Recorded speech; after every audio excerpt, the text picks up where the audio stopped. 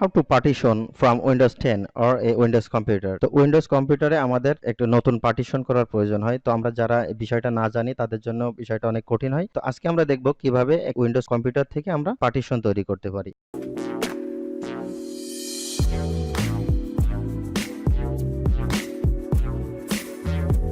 তো পার্টিশন তৈরি করার জন্য আপনাকে মাই কম্পিউটার বা দিস পিসি, যদি উইন্ডোজ 8 বা 10 হয়ে থাকে তাহলে সেখানে দেখাবে যে দিস পিসি। তো এখানে আমরা রাইট মাউস ক্লিক করলে দেখবো যে ম্যানেজার নামে একটি মেনু। তো এই ম্যানেজারে আমরা ক্লিক করছি। তো ম্যানেজারে ক্লিক করার পরে এখানে দেখুন ডিস্ক ম্যানেজমেন্ট। তো এই ডিস্ক ম্যানেজমেন্টে ক্লিক করলে আপনি দেখতে পাবেন। তো আমরা এটি একটু ম্যাক্সিমাইজ করে দেখি। তো এখানে দেখুন যে টোটালটা দেখা যাচ্ছে যে 1863 জিবি। তার মানে আমরা বুঝতে পারছি যে এখানে 2 টেরাবাইটের হার্ড ডিস্ক লাগানো আছে এবং তারপরে এখানে কয়টা পার্টিশন আছে, যেমন সি, এফ এবং ই, এই তিনটে পার্টিশন। তো শুধু এখান থেকেই না, আমরা এখানে যে দেখে আসি এই যে লোকাল ডিস্ক সি, ই এবং এফ, অর্থাৎ এই তিনটা পার্টিশন আমাদের ওখানে আচ্ছা। তো আমরা এখন এখান থেকে যেমন ভিডিওর ভিতরে আছে যেমন 986 জিবি, তারপরে আছে আপনার এই যে এফ এ বা রাসেল নামে যে ড্রাইভটা আছে, তো এখানে রয়েছে 676 জিবি।